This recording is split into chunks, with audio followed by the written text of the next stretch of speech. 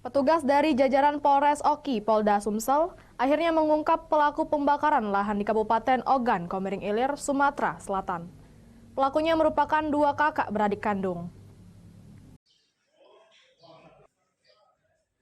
Dua kakak beradik kandung, Jonelius dan Mary, warga desa Sungai Pasir, Kecamatan Cengal, Kabupaten Ogan, Komering Ilir, Sumatera Selatan, akhirnya ditangkap polisi.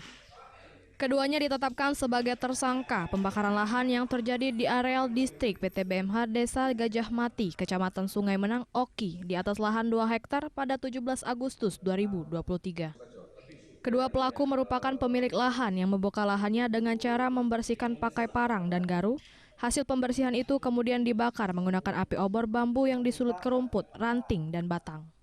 Akibatnya 1,5 hektar lahan hangus terbakar yang nantinya akan digunakan untuk menanam pohon karet.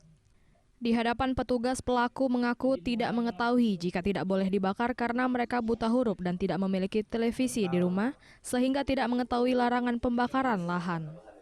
Menurut pelaku, membakar lahan memang sudah menjadi tradisi nenek moyang mereka sejak dulu. Jadi tidak tahu kalau bakar itu tidak boleh. Jadi memang setiap mau buka lahan itu harus membakar gitu, Pak?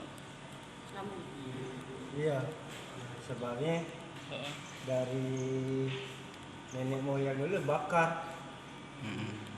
Dan memang kita mendapatkan informasi dari masyarakat, jadi kebakaran lahan, sehingga dari informasi tersebut personil kita turunkan dan mendapatkan 2 orang pelaku ini baru saja selesai melakukan pembakaran, dan saat itu api masih nyala, sehingga dari kejadian tersebut 2 orang pelaku ini langsung kita amankan dan kita bawa ke sini untuk diproses lebih lanjut.